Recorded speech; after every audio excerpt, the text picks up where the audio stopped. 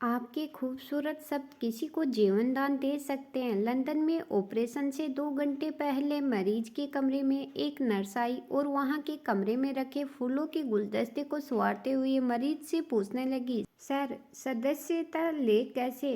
कौन से डॉक्टर आपका ऑपरेशन कर रहा है? मरीज दर्द की हालत में नर्स को देखे बगैर ही कहने लगा, डॉक्टर ANI जिप्सन। नर्स ने आश्चर्यचकित होकर, सर, क्या सच में डॉक्टर जिप्सन ही आपका ऑपरेशन कर रहे हैं? मुझे तो यकीन ही नहीं हो रहा है। नर्स के प्रश्न से मरीज घबरा गया और कहने लगा, जी वही डॉक्टर कर रहे हैं। क्यों? आप इतना आश्चर्यचकित क्यों है? क्या कोई समस्या है? नर्स ने कहा, आप घबराइए नहीं, कोई समस्या नहीं है, बल्कि यह तो खुशी की बात है कि डॉक्टर जिप्सन जैसे बड़े डॉक्टर आपका ऑपरेशन कर रहे हैं। आज तक डॉक्टर जिप्सन का कोई ऑपरेशन फेल नहीं हुआ। जिस मरीज को डॉक्टर का हाथ लग गया वह मरीज 100% ठीक होकर ही घर गया।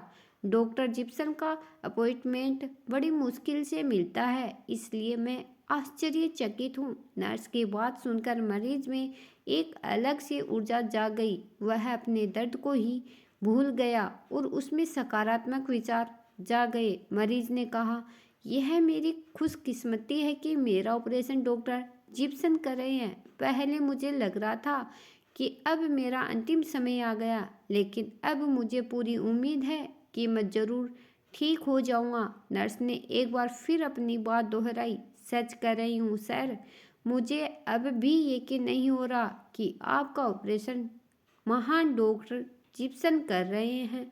अब आप बेफिक्र हो जाइए। थोड़ी देर बाद मरीज को ऑपरेशन थिएटर ले जाया गया।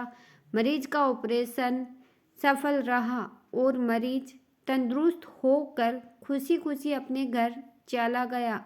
एक बात बताने वाली वह यह कि मरीज के कमरे में आने वाली वह औरत कोई नर्स नहीं थी, बल्कि उसे अस्पताल की बड़ी मनोचिकित्सक महिला डॉक्टर थी, जिसका काम मरीजों को ऑपरेशन के लिए मानसिक और मनोवैज्ञानिक तौर पर कुछ इस तरह से तैयार और व्यवस्थित करना था कि मरीज को शक भी न हो। और इस बार भी लेडी डॉक्टर ने अपना काम बखूबी कर दिया था और मरीज के दिलो दिमाग में बड़ी खूबसूरती से बिठा दिया गया कि जो डॉक्टर उसका ऑपरेशन करेगा वो दुनिया का सबसे मशहूर और सफल डॉक्टर है, जिसका हर ऑपरेशन सफल होता है। और इन सब बातों से रोगी स्वयं ही सकारात्मक रूप से सुधार की ओर लौट आया। आपको किसी को भी आशा और अच्छी भावना देने और सकारात्मक सोच जगाने के लिए मनोवैज्ञानिक होने की आवश्यकता नहीं है। आराम और आशावाद के दो शब्द एक उदास व्यक्ति को एक जादुई प्रभाव और ऊर्जा देते हैं जो कि किसी दवा में नहीं। इसलिए हमेशा अच्छे शब्द सोच जगाने के लिए मनोवैज्ञानिक होने की आवश्यकता नहीं।